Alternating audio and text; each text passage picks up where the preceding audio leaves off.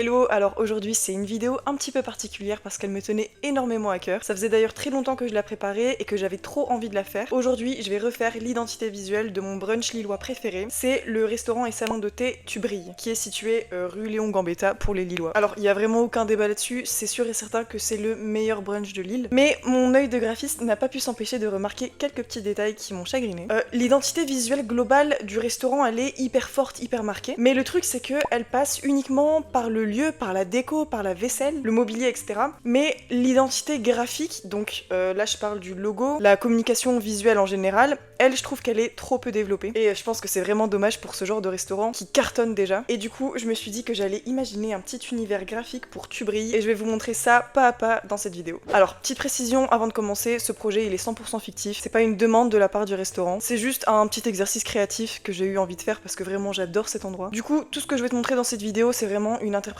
personnelle, juste pour m'amuser, me faire kiffer et aussi mettre en avant la magnifique cuisine du brunch Tubrille. Alors dans un premier temps on va parler de l'existant, on va analyser ce qui existe déjà parce que vous allez voir on part déjà sur une base excellente. Comme je le disais, le resto il a déjà une identité forte, c'est un brunch avec une cuisine colorée, des produits frais, faits maison, le personnel est souriant, chaleureux, on est tout le temps hyper bien accueillis. Et tu vois, rien que ça permet déjà à un endroit, à un restaurant, d'être ancré dans la tête des clients, d'être mémorable. Alors au niveau visuel, chez Tubrille, ce qui m'a tout de suite marqué dès la première fois où je suis venue, c'est le choix de leur vaisselle. Elle est hyper colorée, elle est assortie, il n'y a pas une seule assiette Ikea qui se glisse dans un service. Quand ton brunch arrive sur la table, quand on te sert, tout est assorti, tout est harmonieux, hyper instagrammable, et ça c'est grâce notamment à la vaisselle. En creusant un peu, j'ai d'ailleurs pu découvrir que c'était un choix stratégique de la fondatrice. Elle a fait faire toute cette vaisselle sur mesure au Maroc, et le résultat vraiment il est magnifique. Elle aurait pu ne pas se casser la tête et trouver ses assiettes ici chez Ikea, mais elle a eu le souci du détail, et mine de rien, ce détail participe énormément à l'identité du resto. Alors je vais me noter ça pour la suite parce que je pense que cette vaisselle va être un élément central pour la créa de l'identité visuelle. Au niveau de l'ambiance du resto, on a une déco hyper travaillée, colorée, solaire, inspirée de la Méditerranée, un peu bohème aussi. Tout fonctionne parfaitement ensemble, c'est hyper harmonieux, c'est magnifique, il y a rien à dire. Alors on arrive maintenant au sujet de la communication visuelle. C'est là que ça pêche un peu je trouve, même si en vrai ça n'enlève en rien la qualité du lieu. Et d'ailleurs c'est important de souligner que le restaurant n'a pas eu besoin d'une identité visuelle ultra travaillée pour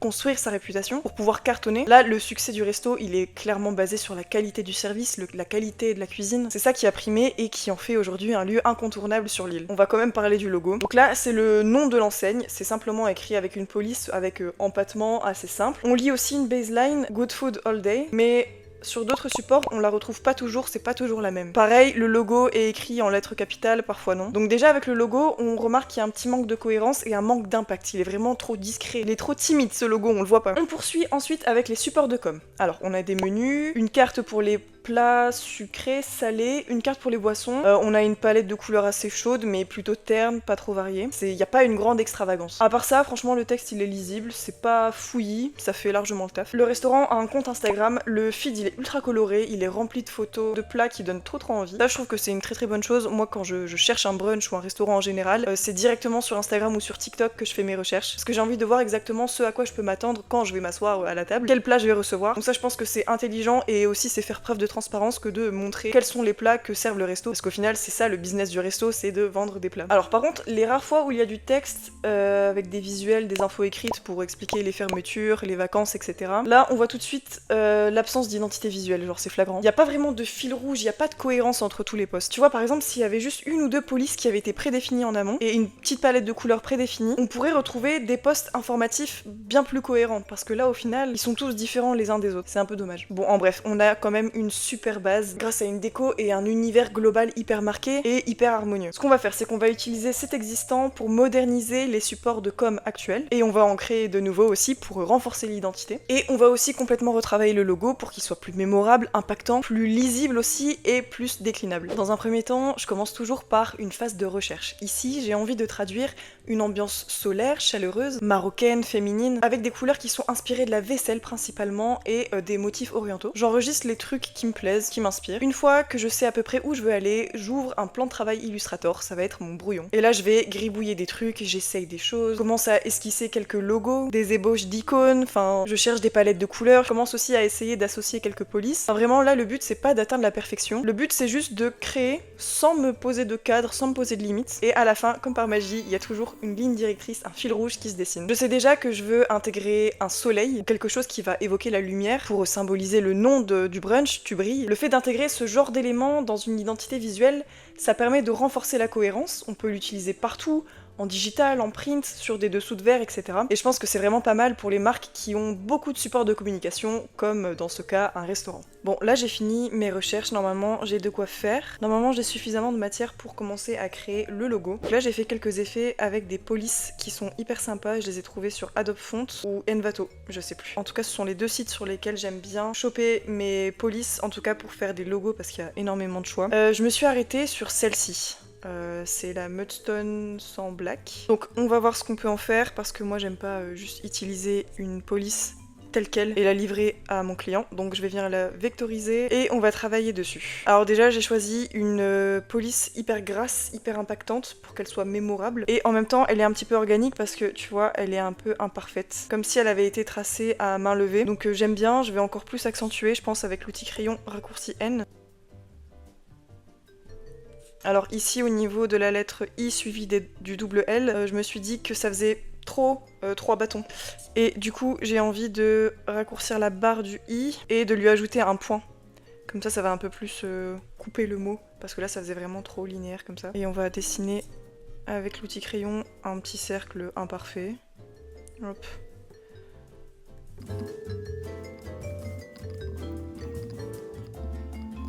Les deux raccourcis que j'utilise le plus quand je fais de la créa comme ça sur Illustrator, c'est V, la commande V, c'est l'outil de sélection, c'est la flèche noire comme ça. L'outil crayon, donc le raccourci N, pour venir directement retracer mes formes, mes objets. Le raccourci A, l'outil de sélection direct, ici c'est pour un peu plus de précision, pour venir directement modifier les points d'ancrage. Et aussi l'outil texte, raccourci T. Voilà, juste pour ajouter du texte. Je pense que là, c'est pas mal, j'ai une bonne base pour le logo. Je me suis arrêtée aussi sur une nouvelle baseline parce que dans le logo actuel, il y a une baseline mais elle est changeante en fait. J'ai l'impression que le resto ne s'est pas arrêté sur une seule baseline et du coup ça pose un problème au niveau de la cohérence. Donc là, je l'ai redéfini avec ce qui me semblait le plus exact. Donc je me suis arrêtée sur brunch et salon de thé. Et bah voilà, ça c'est la typo que j'avais bien aimée aussi. On va voir si ça colle. En fait, ça, c'est la typo qui ressemble le plus à la police actuelle du logo.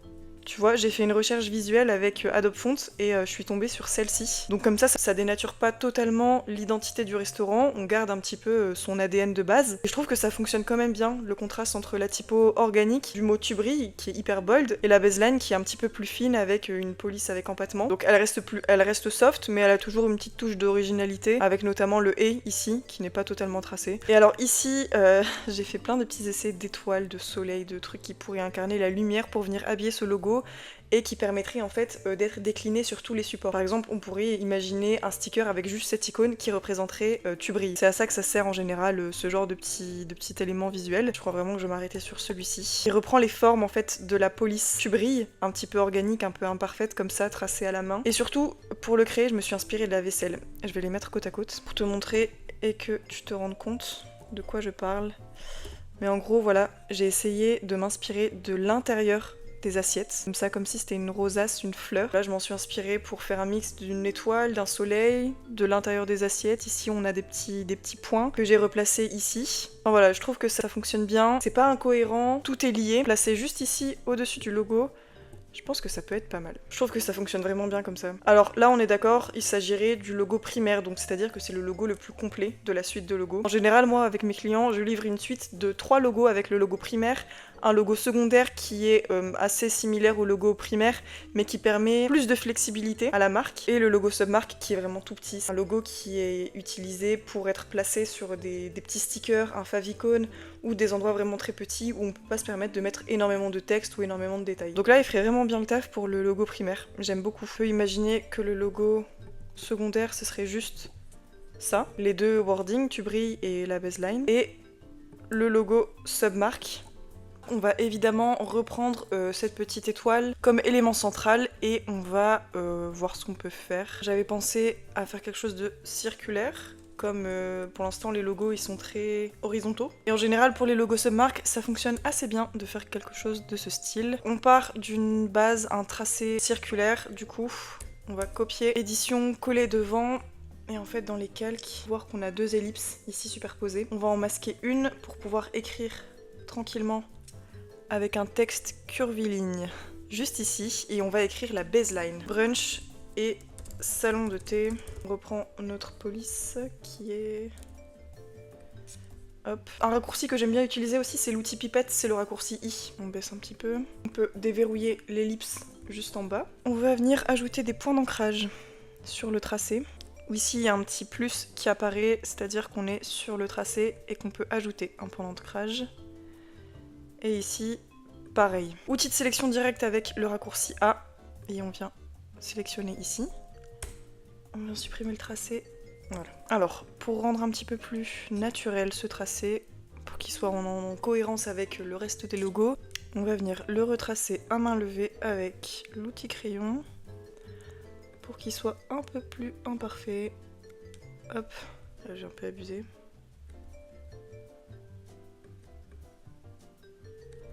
On va regrouper l'ensemble, placer cette petite étoile au milieu. On sélectionne le tout, panneau propriété, alignement. Voilà. On va peut-être augmenter la graisse de ce tracé juste là, son contour comme ça. C'est pas mal, ça me plaît bien. C'est cohérent avec le reste. Alors pour la palette de couleurs, je me suis arrêtée sur ces 4 nuances là qui vont être accompagnées de ce charbon. Je mets jamais de noir pur dans mes palettes de couleurs parce que je trouve qu'en général ça contraste trop. C'est trop criard, ça s'harmonise pas suffisamment bien avec le reste de mes teintes. Donc en général, j'utilise un gris très foncé. Ou alors un noir teinté, par exemple un brun foncé, un bleu foncé, mais jamais un noir pur. Bref, du coup, ça va être celui-ci. Je l'utilise énormément, ce gris, dans mes projets clients. Alors, je me suis grave inspirée de plein de... Ah, c'est mon amoureux ici. De plein de visuels que j'ai trouvés sur Pinterest, dont celui-ci, avec des pierres très brutes, des couleurs hyper chaudes, un bleu turquoise ici qui vient contraster ces couleurs ocre, rouge.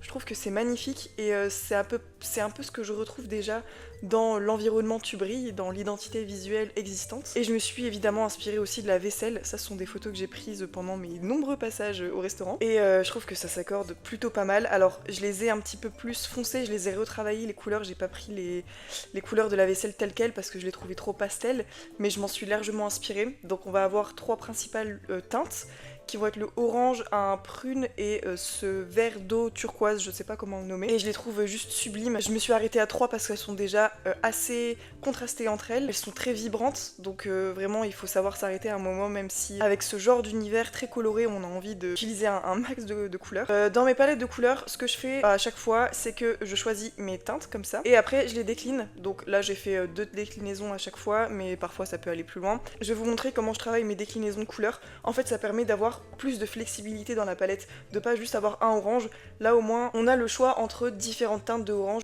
Alors on sélectionne la couleur ici, on va aller dans le panneau guide de couleurs. Et en fait ici on va pouvoir retrouver toutes les variations de ma teinte de orange. Donc du plus foncé au plus clair, ici c'est un blanc presque. On veut des nuances plus claires.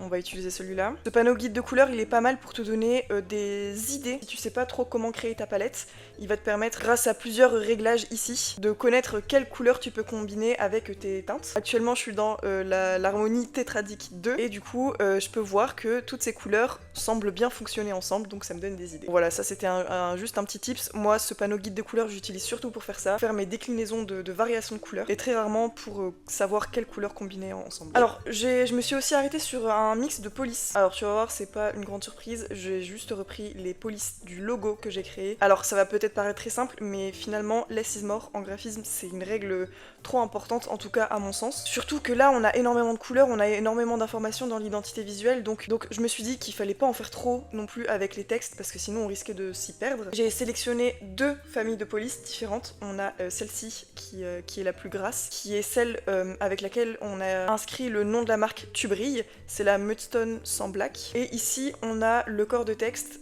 qui est la Ernestine Pro, et cette police là, Ernestine Pro, elle a plusieurs variations, donc c'est pas mal au final. Au moins on va utiliser d'informations, au moins on va utiliser de couleurs, de mix de polices, d'éléments.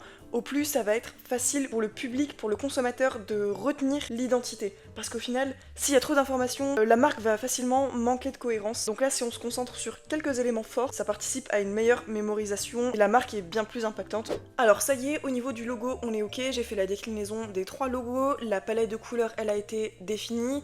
j'ai sélectionné les variations de police, j'ai commencé à créer un petit motif, j'ai gribouillé quelques petits éléments iconographiques. Donc là je pense qu'on a une bonne base pour commencer à créer les supports de communication. Tout à l'heure je me suis créé une petite liste au moment où je faisais mes recherches, au moment de la phase d'analyse. Je me suis dit que je voulais absolument moderniser le menu parce que ça c'est un des seuls supports qui existent aujourd'hui.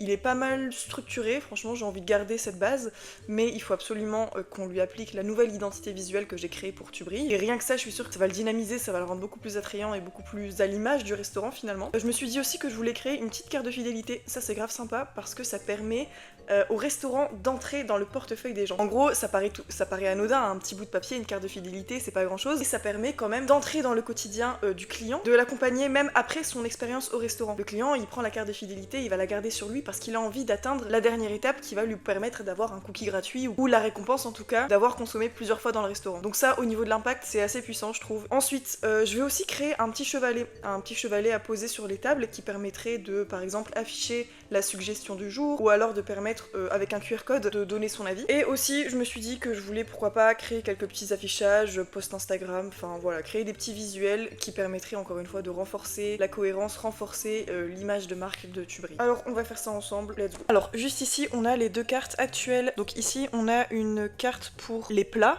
c'est divisé avec le salé et les plats sucrés, ici on a un petit encart avec les extras, et ici on a la carte avec les boissons, les cafés, latte, les thés, et du coup je suis en train de... j'ai presque fini d'ailleurs.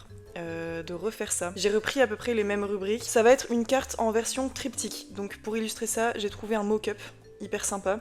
Donc ça va être à peu près ça. Ici la page de couverture et ici les 3 panneaux. Donc c'est ce que je suis en train de préparer juste ici avec mes visuels sur Illustrator. Et voilà, une fois mis en page sur le mock-up, on se rend bien plus compte de ce que pourrait donner cette nouvelle carte. Franchement j'aime trop. On peut voir aussi la façon dont j'ai utilisé les polices. Je trouve que ça rend hyper bien. Et quand on met ce menu côte à côte avec le reste de l'univers du restaurant, je trouve que ça match parfaitement, les couleurs sont harmonieuses, tout va très bien ensemble, donc je suis trop contente du résultat. Le menu c'est vraiment un des éléments indispensables dans un restaurant parce que il va être vu par 100% des clients. Et ça peut en dire long sur la qualité des plats, la qualité du restaurant, même si en vrai de vrai ça fait pas tout. Mais je me dis, quand on a une cuisine aussi bonne, un endroit aussi beau, je me dis que c'est trop dommage de pas mettre le paquet aussi sur un beau menu travaillé à l'image du restaurant. On va maintenant s'occuper de la carte de fidélité. Alors voilà ce que j'ai fait pour la carte de fidélité. Ici on a la partie recto et ici verso avec les petites pastilles à tamponner jusqu'au 9e passage pour avoir un cookie offert. La carte elle est simple, mais je pense encore une fois que pour ce genre de support de communication, less is more, parce qu'on n'a pas envie d'une carte avec un fouillis, avec trop d'informations, que ça part dans tous les sens. Là on a l'essentiel. J'ai aussi créé le visuel du chevalet. J'ai créé un petit mock-up pour le présenter et qu'on se rende plus compte de à quoi ça correspond. Là le fond c'est le restaurant, j'ai essayé de faire un truc sympa pour que on voit à peu près comment le visuel peut s'ancrer dans le lieu. Voilà sur quoi je travaille depuis tout à l'heure, c'est un bazar coloré, je fais plein d'essais. Alors ici j'ai fait 2 petits visuels, donc ça peut être des affichages ou même ça peut être converti en post Instagram pour les réseaux sociaux. Donc ce sont 2 des plats phares du restaurant, le mime à poulet, moi j'adore, il est trop bon. Donc là c'est une petite idée de comment on pourrait présenter une nouveauté, une suggestion. Ça peut aussi bien être présent sur le petit chevalet, ça peut être aussi un post Instagram pour mettre en avant un plat. Que ce soit pour du print ou pour du digital, c'est important dans une charte graphique de pouvoir montrer aux clients quelle serait la disposition d'un visuel quand il s'agit de présenter une information. On a le nom du plat, on a son visuel, on a ici quelques petites caractéristiques. Alors je vous laisse, je vais exporter tous mes mock-ups, mes visuels, je vais essayer de faire une jolie présentation pour vous faire le rendu final et on se retrouve juste après.